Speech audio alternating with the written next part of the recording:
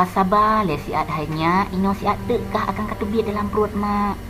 Kasabar le siat ber ino dah jabat menteri. Tak katubit kah ino laju hanya mentua de. Inang ran kadua belah belan mengmehnya. Pegah kah gam. Inang long baru si kurang belan mengmeh dah. Kupa ni yak pengen keken aku bilang memang inang ran kadua belah belan kamu meh hai bang. Bek ka pegah inang ke belah belan mengmeh. Yang aku tanpa 12 jaro macam heng gentu. Aku pun tanpa dah mah. Memangnya kenyataan. Keisha kayak telepon. Halo sayang. Hai bang, bagah nuwo nyo sang kajik melahirkan. Ber ka pegah? Kajik melahirkannya. Idro ni nyoh ike dah takik ka perut sang 65 kilo ke. Ber kata balik ino abang kuwo. Ber bagah laju. Okey. Oh, hai Jack. Lum kuja rumah sakit le inang lum melahirkan ber. Oh, jiat menyemenan. Hai bang, bagah laju. Kata bah hadik kapetun si ate. Hai pup dapat petun ni nang karak melahirkan pup ngoran bagah aja naja inang hai tele. Na 5 kilo gehan sangnyan.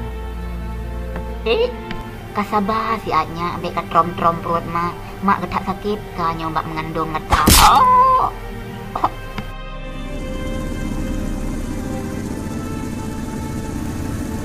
Dek, abang kaku jak penan ber. Lupa sakit ka perut inuhan baru nejak. Bagah aja nejak mihan nejak bena ngan long le te malam. What?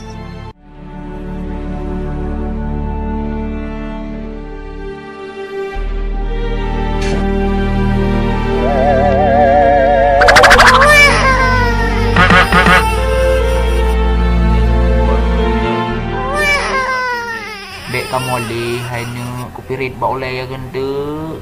Selamat kamu ucapkan atas kelahiran anak anda. Terima kasih suster. Idro ni memang is the best bagi kamu.